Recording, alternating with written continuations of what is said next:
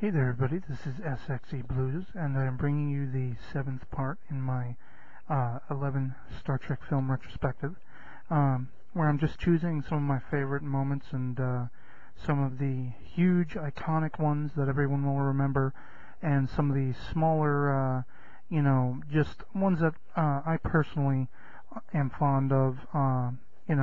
Depends on the movie, but some of them are classic, iconic moments, and some will just be, like I say, things that always stuck out to me personally, and, whether that be for dramatic reasons or charming, humorous reasons. But in any case, this is bringing us to the first Next Generation film, Star Trek Generations, and this film is notable for being the bridging of the gap between the original series and the Next Generation, respectively. We have primarily the focus is on Captain Kirk, but it's notable that in the beginning of the feature we also see Chekhov and Scotty from the original series, and have a little throwback line to the then Captain Sulu in the form of his daughter, who is, on the Enterprise B. But that's where we begin with Star Trek Generations. The opening segment of the film is seeing the inaugural voyage of the Enterprise B as getting an official send-off by Captain Kirk, formerly of the Enterprise A, and the original Enterprise. And what's notable about this is another movie where we have a situation where it begins with a character dying and ends with a character dying, and it's the same character. And what I want to build up to is the first scene that I'm referencing here specifically is when the Enterprise B is caught in the Nexus. They're trying to save the don't remember the aliens, what their species are. I think a mixture, but they're trying to save these two ships from encountering the Nexus, and they're getting sucked into it and being destroyed little by little. So the Enterprise B, being the only ship within range to get there to do any kind of good, naturally they go, and but unfortunately this sets up the Enterprise B being sucked into the Nexus as well. And so while Kirk is having these sort of desires and longings for the captaincy that he's not ready to move on, so there's a little bit of reflection on his part that he could see taking command of the situation, but finally in the end he realizes no, this is a new ship, and its captain, has to be the captain for the situation, and he offers to go down to the engine room because there's he has to reconfigure things so they can shoot like an energy beam toward the Nexus and hopefully break the Enterprise free. And this ultimately works, but as they are making their escape, there's a last-second energy blast that basically takes off the entire section of engine room where Kirk is. So seemingly, we begin the movie with a bang and a fatality. As I say, that seems to be the case. And so, in a sense, this is the first notable death of Captain Kirk. And, so then we jump ahead in the film to, I think it's like 70 years later. And a little bit after we get, for the next-gen fans who they get to refamiliarize a little bit and see the next-gen characters, there's a notable scene where they're on a ship in the holodeck that harkens back to, old sailing vessels. But I want to bypass that to when this Enterprise, the Enterprise D, is captained by Jean-Luc Picard, when they catch up with one of the same people who was rescued by the Enterprise B so many years earlier, which is the villain of the piece, Dr. Tolian Soren, it comes after Picard has learned that his brother and nephew have brutally died in a farm fire, and he's very emotional and very distraught and not really thinking clearly, and kind of just not really sure what he wants to do, what he needs to do. He learns that Soren wants to see him and make a formal request about continuing his work, which is somewhat devious. But in any case, there's the scene in 10 Forward, the sort of lounge of the Enterprise D. This particular scene, I love the line delivery when Soren says, "Time is like a fire in which we burn," and just in a similar fashion to, I guess, if you think back to Star Trek V, when Spock's so-called half-brother Sybok would reveal someone's pain and thus be able to manipulate them. I get the same kind of sense with this scene, in that when Soren delivers this line, the way he delivers it, it seems to force a change in Picard, so that immediately he is ready to bend towards Soren's will, in a sense, and whereas he was going to blow Soren off and walk away, now Soren has gotten his way, which leads to a lot of problems to come in the film. But the next scene I'd like to mention, after they've kidnapped Geordi LaForge, essentially they want Geordi back on the Enterprise, because his visor is then able to show them the shield frequencies of the Enterprise D. This is the second on-screen destruction in Star Trek film history of the main ship. And it's because of Geordi's unknowing that he's giving them a bird's eye view, essentially, of the engine room of the Enterprise D and the shield frequencies.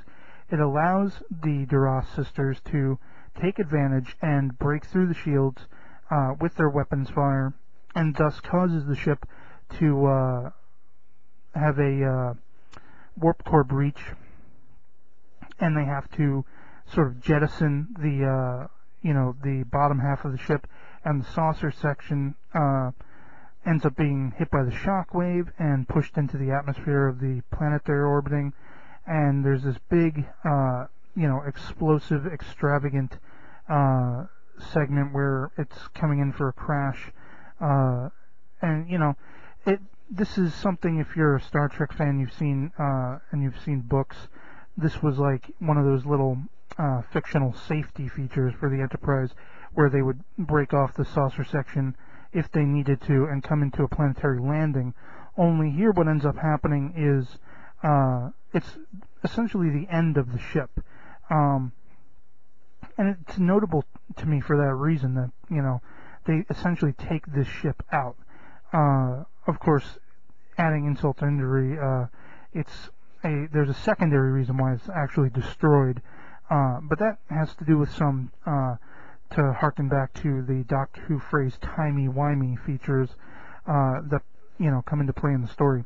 But moving on to when Picard has exchanged himself for LaForge, and he's trying to convince Tully and Soren that what he's planning on, this is after they've figured out what Soren is planning, and essentially what he wants to do is fire a missile into the sun of this little inhabited system, taking the sun out and changing the gravitational forces of the area to manipulate the nexus.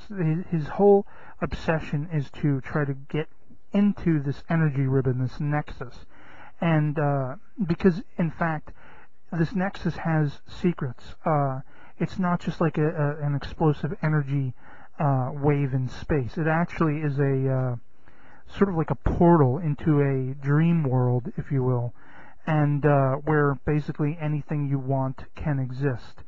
And so Soren is obsessed with this, and Picard is trying to convince him, you can't, because one of the planets in the system is inhabited, and he's trying to convince him you can't just destroy all this life, destroy this world, because you wish you had more, and you're kind of letting your obsession and your greed take over. Of course, it doesn't work at first. Well, it doesn't work at all, frankly. But the scene I'm mentioning comes when there's a break in the dialogue between the two characters, and Picard is he's got to find a way inside this little energy barrier that Tolan has himself surrounded by.